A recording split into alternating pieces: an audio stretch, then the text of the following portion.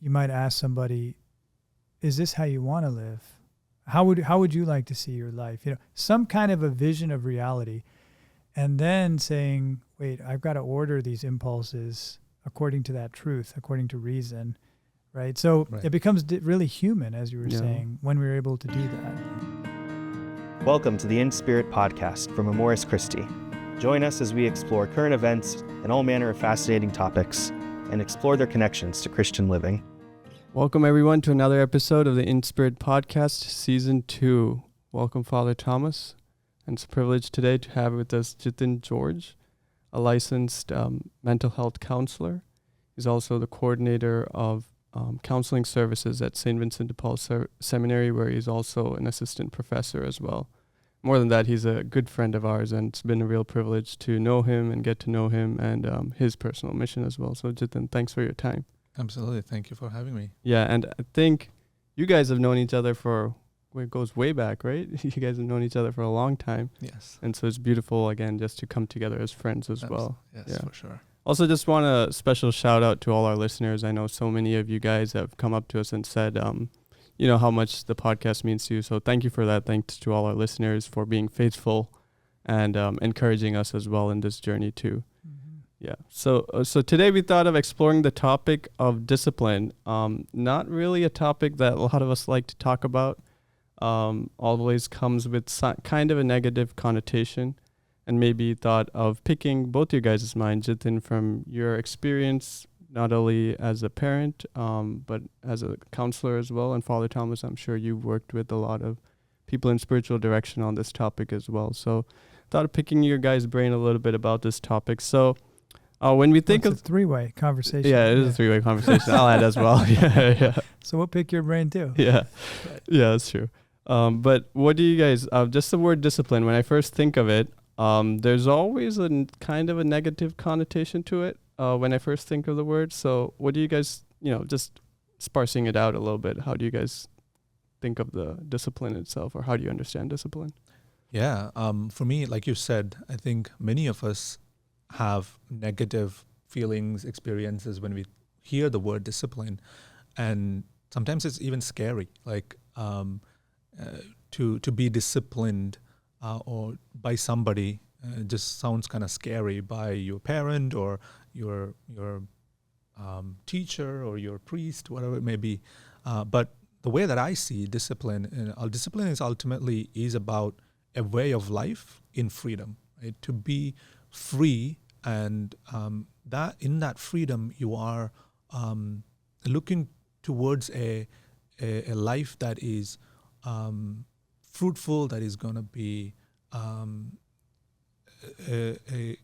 example for others as well, right? So ultimately it's a life of freedom. Oh yeah, I love that idea of connecting discipline to freedom as that allows us to become the fullness of ourselves in a way, right? And so that's what discipline allows it. Oftentimes when I think of discipline, like not talking about disciplining others, but on my own life, I mean, the first thought that comes to mind is something like a schedule or a regimen or something like the military and things like that. But that really isn't what discipline is, right? What do you think, Father? Well, I guess it depends on the context in which you're using it. Yeah. If you're talking about like discipline as a verb, I guess, like when a parent disciplines their child, that's one meaning, which is also positive. I was just pulling it up from Hebrews, where perhaps it's a quote from Proverbs or something, but it says, "My son, do not regard lightly the discipline of the Lord, nor be wary when reproved by him. For the Lord disciplines the one he loves and chastises every son whom he receives." And then it says, the author says, "It is for discipline that you have to endure. God is treating you as sons. For what son is there whom his father does not discipline?" So that's one meaning of discipline, is where, and I'm sure we'll go into that a little bit.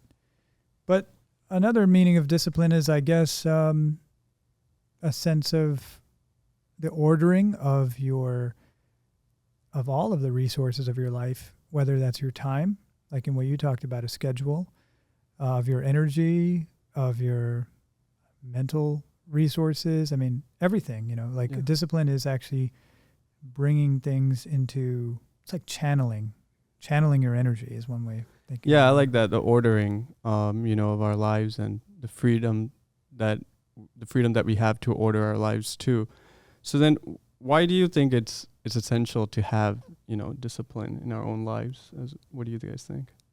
Yeah, without discipline, we are going to live like an impulsive life where I'm living for the moment, right? So if I see something like so tasty and so good, I just want to eat it now. I'm not thinking about how that may affect my long term, how it looks like in the future. And so with discipline, when I was talking about that freedom, it gives me a vision of looking at my future and looking at how I want to live, and the momentary things, how does that affect my long term, my life, my emotional life, my physical life, all of this needs discipline, right? Yeah. So it's not just one aspect. Every aspect of my life requires discipline for a long term good life. So that's kind of how I see that. Yeah, and I think I think, but impulses are not necessarily a bad thing, right? And I think it's a human reaction to have impulses. When you see something good, it's a good reaction to have that you want to eat it, right? And so how do we kind of go about that then? Like like that balancing our impulses. Should we disregard them? What should we do about them, when it comes to discipline, or just how do we react to them, Yeah. So I think going back to what Father was saying about ordering, right? So when I think about bringing a certain discipline into my life, say, for example, I want to have a productive day, which means I'm going to go to sleep early and I'm going to wake up early. And if I made that my kind of disciplining myself, and let's say I'm watching a movie one night, right, and it keeps going, right? and I'm not like, oh, it's actually time for me to stop and go to sleep now, right? And not doing that it's because I'm just letting my impulse just control me. So ultimately, it is not these impulses or anything controlling me. It's actually me mastering over all that and being able to have a life that I am kind of controlling all of these things. Yeah. Or like when you're watching a show and it starts queuing up the next episode. Right. And you only have like 5 seconds to turn it down, right? It'll start the next episode. Yeah, so you'll need impulse control. Right. But I like what you said. I mean, it's essentially locating yourself as above the impulses, that even though they're also part of you. Yeah. Yeah. So I guess it's like impulsivity is the problem, right? Is where my actions are basically determined by impulses. So there isn't really freedom there. Yeah. There really isn't. And sometimes that can have the semblance of freedom, a person who can just follow all their impulses, but it's not freedom at all. It's very predictable. Yeah. Right. Yeah. So, Jithin, I'm sure you've probably seen your practice as well, like what is impulse compulsive disorder, or, people, just reacting or going about their lives based on impulses. And so, how do you kind of go about that? What are kind of some of the like downsides of that, of just going about by your impulses? Yeah. So in my practice, I focus a lot on helping the client recognize where are these coming from, right? So that means maybe going back into their own life and figuring out how I have come to react this way or respond to these things this way. So just like how we're talking about discipline, the word itself, when each of us think about discipline, what does that bring to our mind? Does that bring maybe a teacher who was very strict on us when we were growing up, or does that bring memory of your parent maybe beating you or disciplining in a sense of like scaring you to do something or not to do something, right? So all of this makes kind of who we are, and so we need to be able to go back and recognize, well, I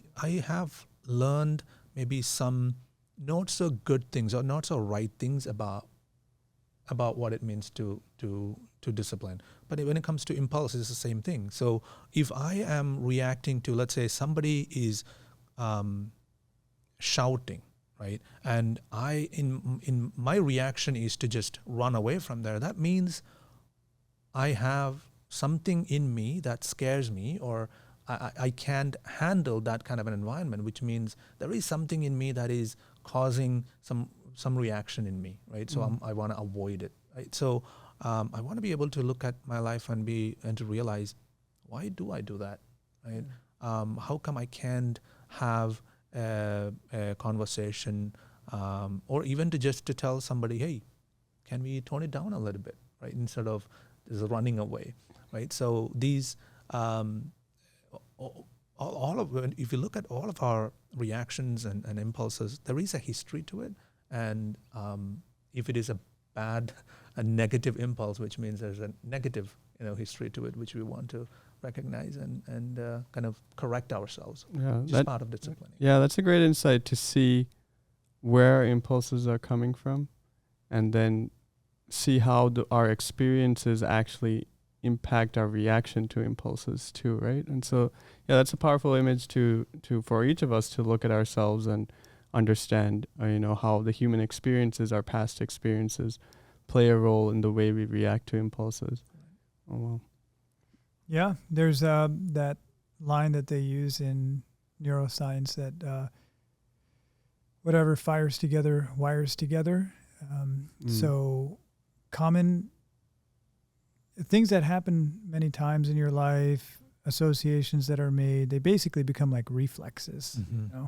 So when you're talking about reactions, the way you react, like if somebody is, the example you brought, if somebody's angry, shouting or whatever, or if somebody's crying or I don't know, different types of things might just bring out some kind of reaction in you automatically. And then if you can, just by what you're saying, like you help your clients to reflect on the origins, but just reflecting on it in general, all of a sudden now you're not caught in the automaticness of it, right? You're one step removed in terms of reflection, which I think is part of the journey of like, okay, is this how I want to respond in these situations, right? There's already freedom in that reflection. Yeah.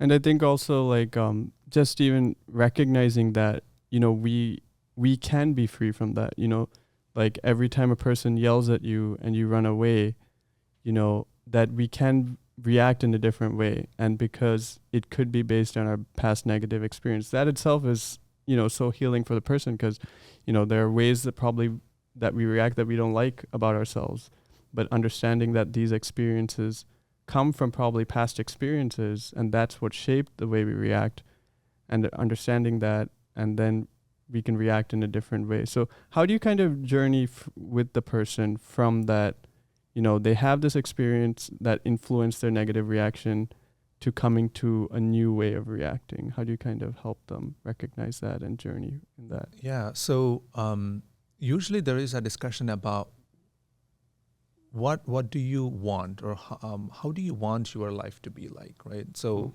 when the clients come in and when talk about, let's say, and I want to change this aspect of my life, this usually comes up in couples therapy when couples come in with problems, or maybe just one partner may come in with some issues, and we realize that they have a certain reactions to the other person, the way they talk, or something that they say, or the way that they behave. And so we, taking that example, we kind of try to figure out how did this come about in their own life. I'll give you an example. So when a wife comes in and says, I get anxious when my husband raises his voice, right? And so then she just shuts down. She can't speak anymore, and she goes into this slave mode, right? And now the husband is the overpowering, domineering, and who tells her what to do, and she freely accepts what he tells her what to do, right? So once you recognize that, and many times that recognition also takes some effort to realize, oh, this is something bad I've been doing. But usually when they come in, they're just saying, I'm just anxious, and I feel like there's something in me, like something wrong in me, and something wrong in our relationship, right? So and from there we kind of try to journey back in her life to see maybe she had some similar people in her life. Many times her own parents or a parent might have played that role. And once she recognizes that, and she recognizes I am kind of a slave to that experience, which I never wanted. Maybe growing up, she was like, okay, I will never be like my dad who was shouting at my mom, for example. But she probably have even promised herself, I will never be like mom who just slaves herself to the dad. But that's what she learned. That's what she observed. Even though she in her mind she made it a point, I will never be that. But eventually she becomes that in her own relationship. So recognizing that is one of those key things, and then talking about what are other options. What else can you do other than just being a slave, being just shutting down and just listening to whatever. How about just having a conversation? How about like time out? Can we talk about this, right? The simple thing as that starts to bring in that freedom. Right? That's really powerful. Like just it's not like super complicated, like what you're saying is you recognize this, you understand it's happening, and then just having a simple conversation about it can itself be freeing in itself. So it's interesting. Like, does this fall into the how this fits into the category of discipline, right? Mm-hmm. Because the way we got here was we recognize that discipline involves mastery over impulses, right? Mm-hmm. Or at least not subservience to impulses. But then when we started talking about the kinds of impulses, some of them are these, maybe emotional reactivity. Mm-hmm. And then you start thinking of, okay, like in the example you just gave, what does discipline mean mm-hmm. for that woman? Right. It's not what we would normally think of as discipline. Right. Like instead of the normal pattern of just being docile, I guess, in the negative sense, to the husband, in that she would have to actually recognize what's happening inside of her and choose to respond differently. That's not what we typically mean by discipline. Right, exactly. That's why I think when I think about it's ultimately is about that freedom of the person, because there are so many different things that we are kind of enslaved to, and through discipline, we are really just breaking those bondages and just becoming free in ourselves. So is that like a mental discipline? Because basically, right? Yeah. Right. It's okay, my mind normally goes from A to B, and now I'm saying, wait, pause, don't go to B just yet, Right. Take these other steps in between, and that, it's like a mental. And there is a rewiring that happens with that too, because like, our emotions, our impulses, they come from the limbic system, and then, we have a prefrontal cortex. And so that's the one that kind of gives us reasoning, kind of helps us overpower it in a way. And so if you look at like, what is it? Like man, like 2,000, 3,000 years ago, he has a larger limbic system than he has a prefrontal cortex, right? And over time with evolution, we see that we have a larger prefrontal cortex, which can just 3,000 years ago? Or, like how longer than that, probably, Yeah, but probably like 200,000 years. 200,000 maybe, yeah. But like, the Neanderthal, or like those things that like have like a much bigger limbic system. So like anger, these overpowering emotions can kind of lead man. But over time with evolution, we've noticed our prefrontal cortex is kind of has the ability to override it, which is why, like, children, that synaptic connections are not there yet from the limbic system to the prefrontal cortex, so they respond purely on emotion, And, the joke is that, women develop the connections by age 21, the full connections between the prefrontal cortex and the limbic system, and we're still waiting on the age for men. That's a common joke, but that's kind of, we are made, what I'm saying is we are made not to be people of impulsivity. We are made to be people of discipline, to be people of order, to be people of freedom. And that allows us to imagine a much more beautiful life for this woman that you're saying. That mental discipline allows her to react in a different way that allows her life to be more beautiful. And I guess in that sense, discipline is more than just, controlling. It's more than just punishment. It's much more than that, right? Definitely. Yeah, I mean, the order is based on truth, right? Because let's just say there's a world of chaos and everything just is as it is. But then to bring order to it, you have to have some idea, some vision of what things ought to be like. So you have this world of all your impulses.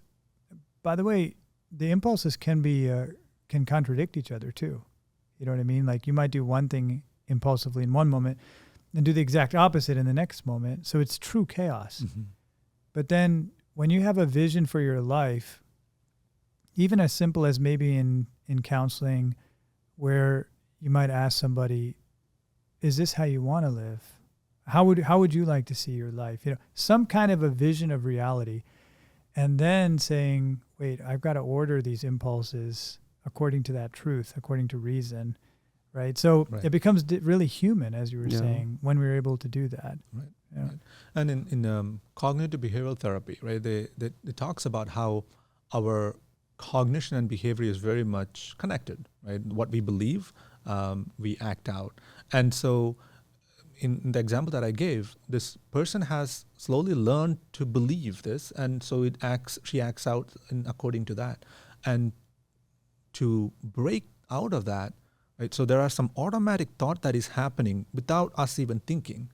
And so we are going into those automatic thoughts and just saying, wait, what is that automatic thought which I'm not even thinking about now?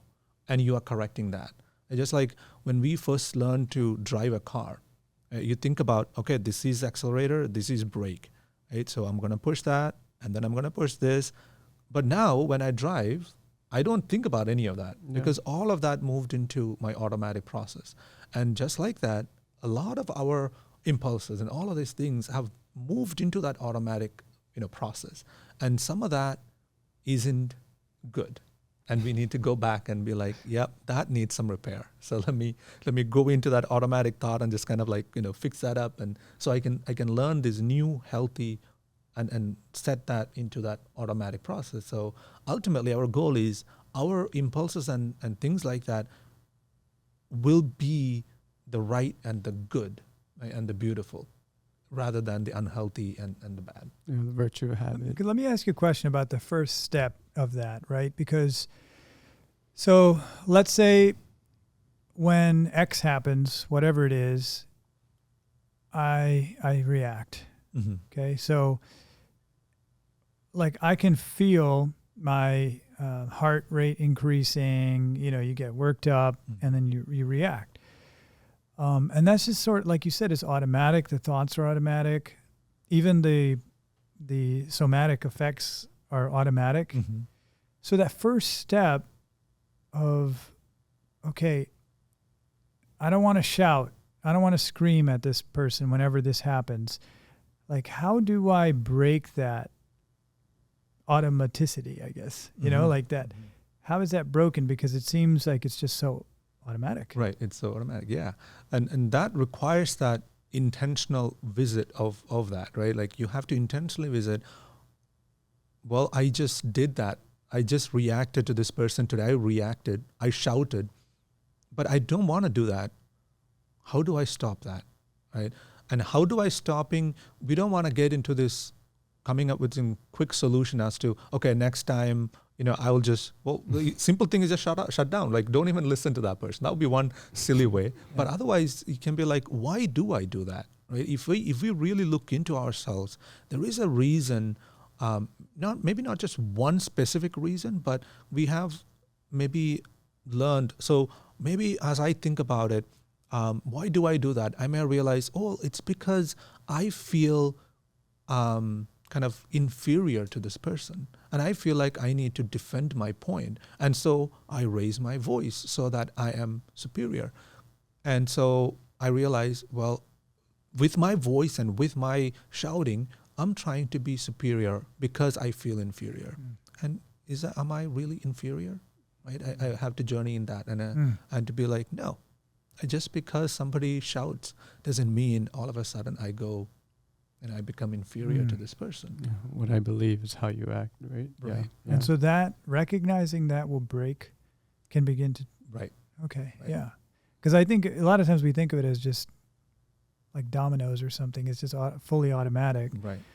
But once you come to recognize what's really going on underneath, you can change course. Right. Absolutely. That's great. Yeah. I mean, I feel like sometimes, at least at a personal level, when you're in the process of changing certain reactions, you still notice, especially the somatic effects. Mm-hmm.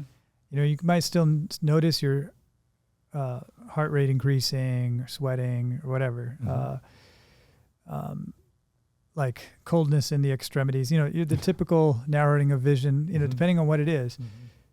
But it's almost like it starts to happen, and then you like kind of reel it back in. Mm-hmm. There's even some self-soothing behaviors, I think, that can help sort of say, all right, let's just calm back down. I don't need to take a deep breath. Yeah, take a deep breath and all that stuff, just so you can engage with the thought process again in terms of what's going on. Am I really inferior? Whatever, right. those tools, so some self-soothing can help too. Absolutely. But not on its own. Right. Yeah. Right. Absolutely. Just to help you and kind of like get away from that and just give you some space to actually think about things. Yeah. I mean, it's beautiful to hear that there is freedom. There is much more to this, and discipline brings that freedom. So we've talked a lot about like self-discipline, our mental discipline, looking at ourselves. I guess it's a whole other challenge now to then teach others discipline, whether as a parent or, working with other young people. There is a challenge there. So how do we kind of go about this from understanding, discipline for myself to understanding discipline with other people? We talked about it a little bit with the patients that you deal with, but, as a father of 3, very young children, how do you kind of go about like teaching discipline to children? Yeah. So, looking at my own life, I didn't know much about how to discipline kids until I had kids. So, which means as things are kind of unraveling, me and my wife, we had to kind of figure out how to discipline well. Especially after you have your second child, then things get a little bit more crazy than just having one, right? We have 3 kids. So one of the things that I have realized is I have brought a lot of my own belief and ideas of what does it mean to discipline from my own childhood. I grew up in India. I grew up with my grandparents. My grandpa was a teacher and he was a very strict person, right? So there is a strictness, and I still remember. He just passed away a couple of months ago, but I still remember when he raises his voice, I know we all have to be completely quiet, right? Otherwise, we're gonna have some bad effects from that, So, and I grew up with that in that sense of there is that instilling of a little bit of fear, which gives control over your kids. Gives you leverage, right? Yeah. But what I kind of learned is that we're not trying to control our kids. We are trying to teach them, right? So in disciplining, I am not my role is not to control them, because if I'm trying to control them, then I will have to be there to control them for the rest of their life. Right? What I want to do is I want to teach them. So when they do something wrong, which I do not approve, which I think is wrong, and depending on the kid's age, we have to approach them in a different way. From a young age, when you say young, how young are we talking let's say a toddler, right? Between 0 and 3 years old. At that age, they really don't have good reasoning and things like that. And so when they do something, for example, when they see a big person, right, they may just be like, oh, he's fat. We never say, and I look at a person and say, you're fat. But that's the innocence of that person. But I may, sit with my child and say, well, we don't call them fat. We because that's not a very nice way, because when they hear it, they may not. But granted, they may not understand what we are trying to say, right? So if in that moment, instead, if I am trying to control my child, I'll be like, no, don't use fat ever, right? And so now the kid is like, okay. But at that age, they're also this playful way. There's a playfulness to them. And they will use that again because they like that response that I just gave. Right? It's going to backfire. It will backfire. Really bad. Exactly. It's like fat, like, no, fat, no. So that age, we're not trying to control them, and we're not too much focused on teaching either. Just kind of letting them be, but kind of guiding them a little bit. But as they approach more of a reasoning age, I was thinking this last year when my daughter was at the age of receiving Holy Communion. That's around 7, 8 is when the church allows a child to receive Holy Communion, which means that's an age where they're able to reason, they're able to understand what is sin and what is not. So at that age is a time when we really teach them what is right and what is wrong, and what kind of consequence this behavior can have. My son, for example, he's 5, or almost 5. He likes to jump around and climb on things and jump off of that. He likes to fly, and so he will jump from high places saying, hey, I'm flying. So this is an age where I can teach them, hey, when you do that, you may hurt yourself, right? But if I try to control him and I shut him down saying, don't ever do that, that's really not teaching him anything, right? So he may still climb up there. He may still hurt himself. Like, remember, I told you this may happen. I think what's amazing to me is, you're being very, very proactive and sensitive to the development of reason, and trying to approach them as much through reason as possible, given their age. Right. But what's amazing to me is that even at much older ages, parents and teachers try to use a non-reason-based approach of control. Mm-hmm. Basically, let me instill the fear of hell in this person so that they never do this again. Yeah. Right? Let me get It's much more effective, I guess, or easier. I would say easier. Yeah, I think you see instant results. Yeah. Instant results. Because basically, in some ways, look, if a person is acting impulsively for something that they like, and then now you punish them and you make them terrified, now their impulsivity will keep them away from that thing. Yeah. Like the same reactiveness that led them to whatever thing. Like if there's a child that is really loves the rush of watching TV, but then they know that they're going to get yelled at really bad if they're caught watching TV, then they're going to be afraid to watch the TV. So the parents are, it works. Mm-hmm. The kid's not watching TV. Of course, there's all these unintended side effects. Like now the kid is sneaking at night and staying up under their covers and watching TV, right, which can lead to a whole host of other problems and stuff like that because they didn't learn. Right. Yeah. Yeah. Yeah, I think the approach of approaching discipline as teaching and in a way loving them too, right? Absolutely. Rather than controlling and punishing. But is there, just from your experience and working with parents as well, do you see a psychological consequence of instilling fear or punishment? Which punishment, in a way, is it a bad thing? How do you kind of see that? Yeah, It depends on what we call punishment. Like even the Bible verse that you just read, right? It talks about punishment from God. If I look at God as this punishing God who will destroy me, who will struck me down, that's not God. I'm talking about somebody else at that point.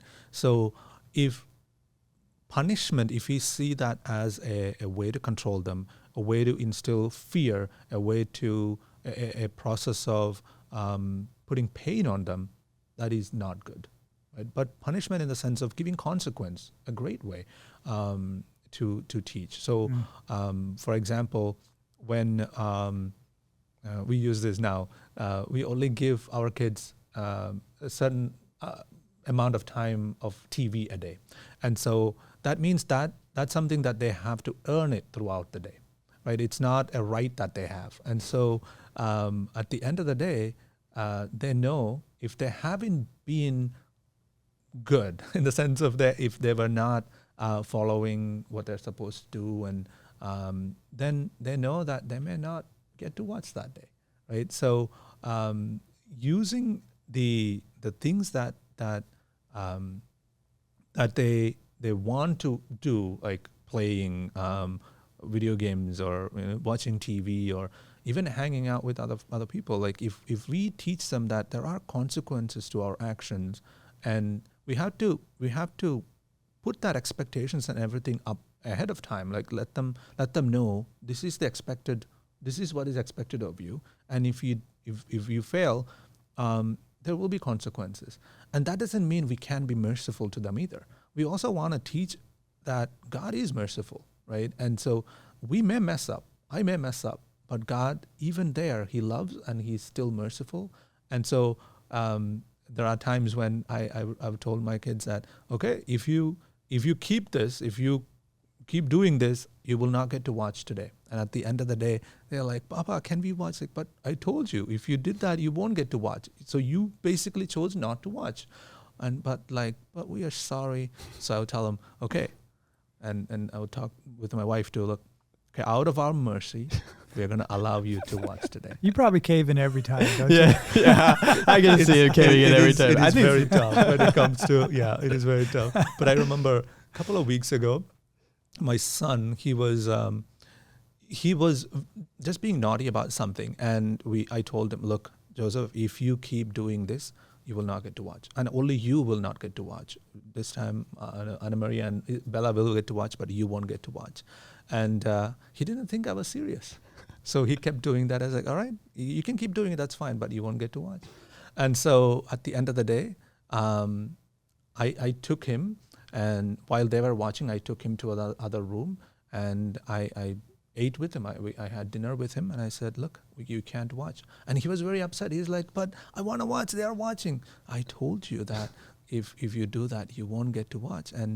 But I also told him, look, I'm also sad that we are here. Mm-hmm. And I don't like that you don't get to watch with them.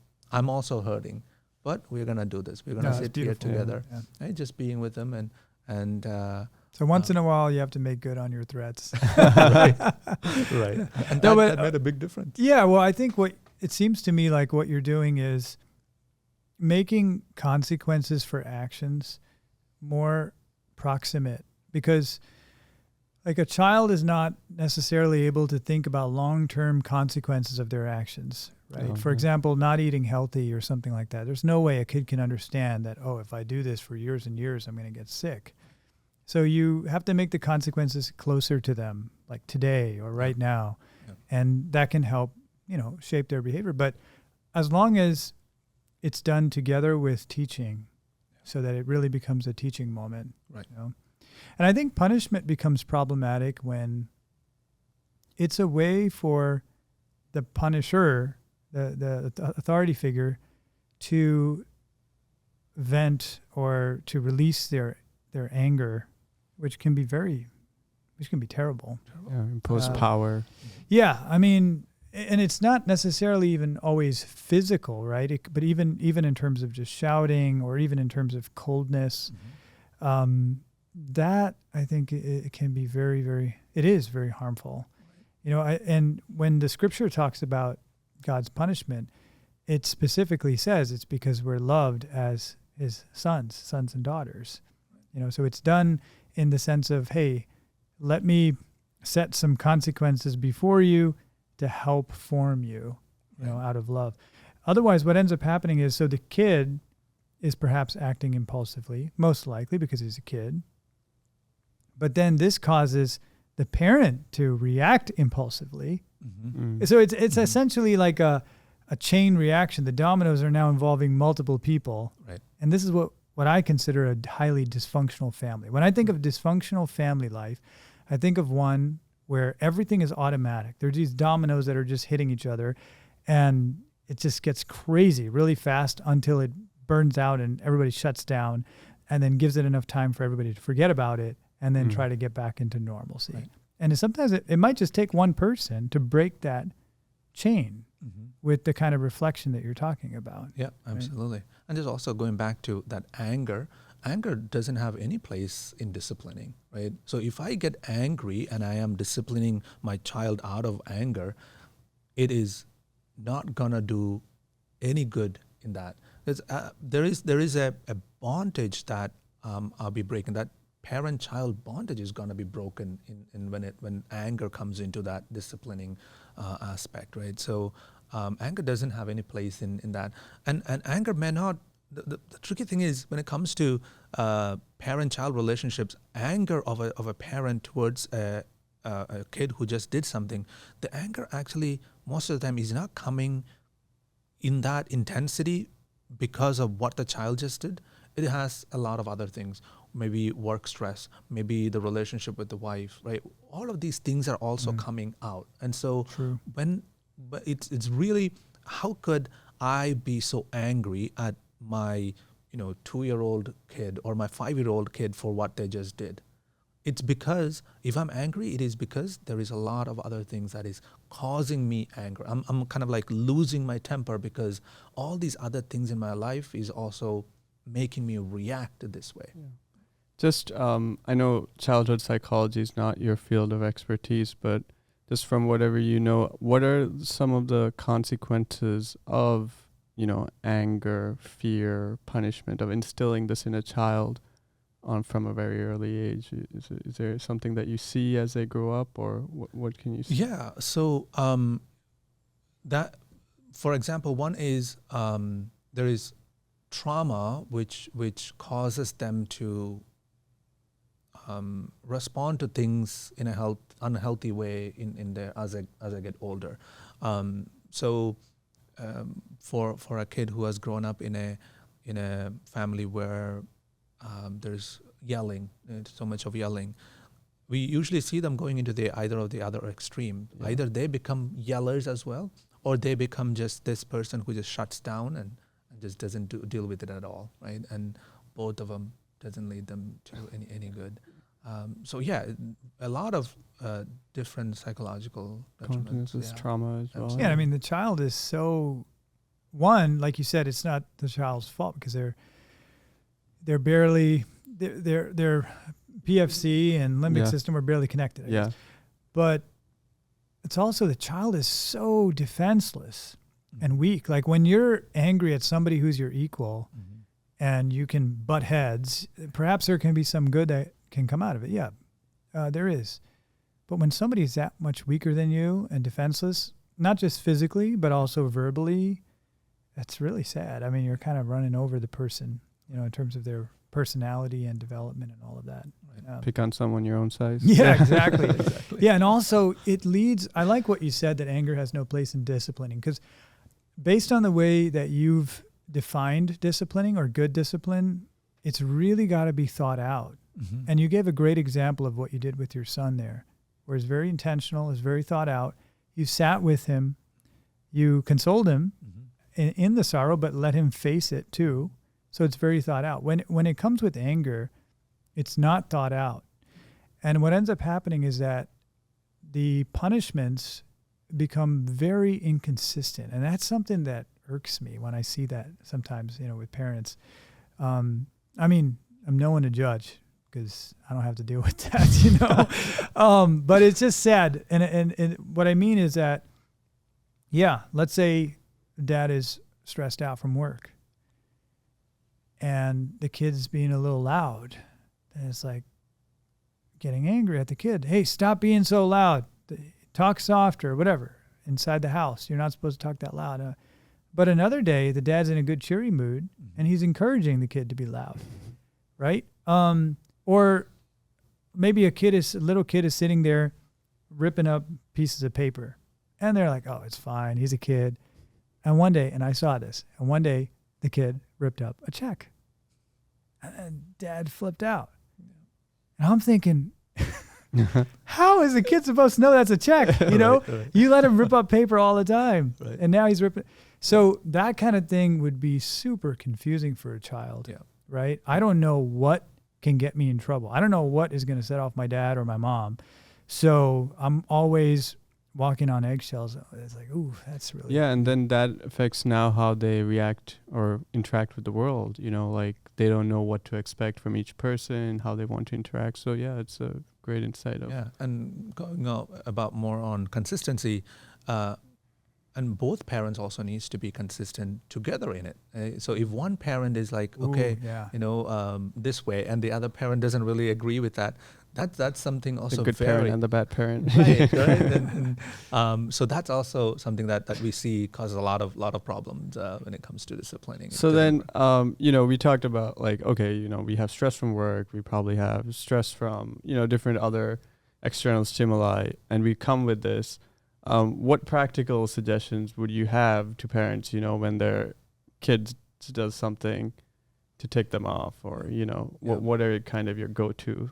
Well, one big thing I truly believe in, and I think as parents we all need to do more of this, is first of all, we have to recognize we are not perfect. We will make mistakes. We will have those anger moments or yelling moments, but hopefully we catch ourselves immediately, and we also apologize to our kids, saying, hey, I should not have done that. That was bad of me to do that. And that also teaches them that, okay, my dad or my mom is not perfect, and they're also not expected to be perfect. They are also kind of people in working, right? They're still working on themselves. And so for me to be able to open up to my child and say, hey, I should not have done that, and also to instill that truth in them that, look, because I did that doesn't mean you are a bad kid. You are still good, and you are always good. And it was bad of me to react that way, and I apologize.